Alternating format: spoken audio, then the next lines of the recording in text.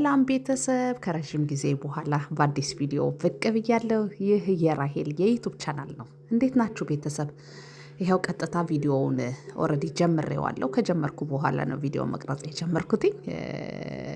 እንደምትመለከቱት ቦፍን ለመስራት ተፍ ተፍ እያልኩ ነው። 3 እንቁላልና 3 ደሲሌትር ስኳር አብሬ በማሽን እንደዚህ ቆንጆ አድርጌ እየመታሁት ነው ያለሁት። በቀላሉ በቤታችን ጣፋጭ መስራት በምንፈልግበት ሰዓት፣ በተለይ ልደት፣ ቤቢ ሻወር ምናምን በሚኖርበት ሰዓት ቆንጆ የሆነ ለስላሳ ጤናማ የሆነ ራሳችን በምንፈልገው ግብአት አርግተን መስራት እንዴት እንደምንችል ለእናንተ ሼር እያደረግኳችሁ ነው ያለሁት።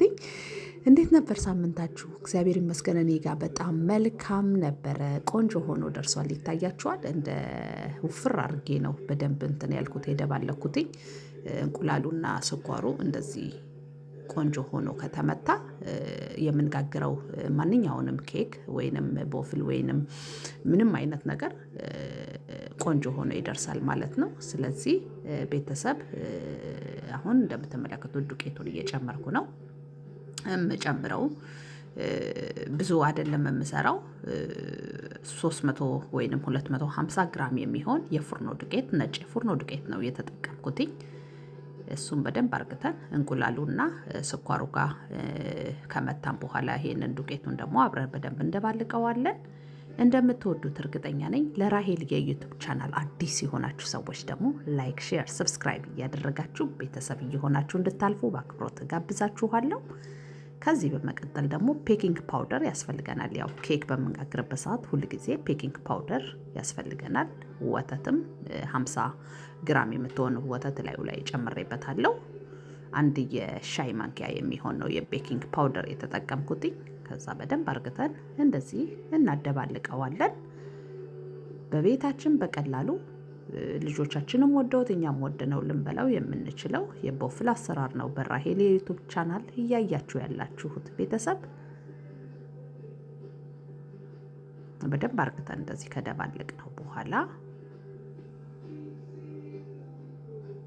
ታያችኋል። ልክ በቃ ውፍር ብሎ ቲክነሱ በደንብም አልቀጠነም፣ በደንብም አልወፈረም። እንትኑ ላይ ቅርጽ ማውጫው ላይ ስናስቀምጠው ቆንጆ የሆነ ይሆንልናል ማለት ነው። ትንሽ ላዩ ላይ ዱቄት ያስፈልገኛል። ላዩ ላይ ትንሽ ዱቄት ነስነስ አድርጌበታለሁ። እያያችሁ መጨመር ትችላላችሁ። ያው ብዙ ጊዜ የምትሰሩ ከሆነ አንዳንድ ጊዜ ዱቄቱን እንደፈለጋችሁ ማድረግ ትችላላችሁ። ከዛ የገበታ ቂቤ ወይንም የኬክ ቂቤ 100 ግራም የምትሆን አቅልጬ ስለነበረ እሱን ላዩ ላይ እጨምራለሁ። ከዛ መልሰን በደንብ እናዋህደዋለን። ለራሄል የዩቲዩብ ቻናል አዲስ የሆናችሁ ሰዎች ካላችሁ ላይክ፣ ሼር፣ ሰብስክራይብ እያደረጋችሁ እንድትቀላቀሉ በአክብሮት ተጋብዛችኋል። በደንብ አርግተን መደባለቅ አለብን፣ ዱቄት ከስር እንዳይቀርብን።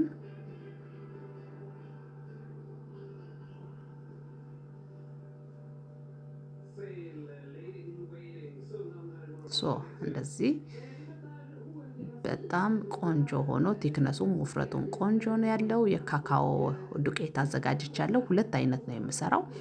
አሁን መጀመሪያ ይሄንን እንደዚህ ካደረኩኝ በኋላ የሸኮላት ውስጡ እጨምርበታለሁ። አንደኛውን ደግሞ የኮኮናት ካካኦ ፓውደር ብቻ ነው የምጨምረው። አሁን ሸኮላቱን ላዩ ላይ እንደምትመለከቱት እየነሰነስኩበት ነው ያለሁት።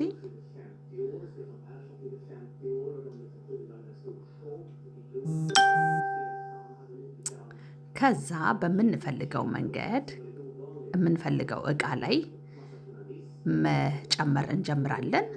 ከዛ ለ20 ደቂቃ በ180 ሙቀቱ አድርገን ኦቭን ውስጥ መክተት ነው። ከዛ ቡፍ ብሎ በጣም ቆንጆ የሆነ ልስልስ እያለ ጣዕሙን ልነግራችሁ አልችልም።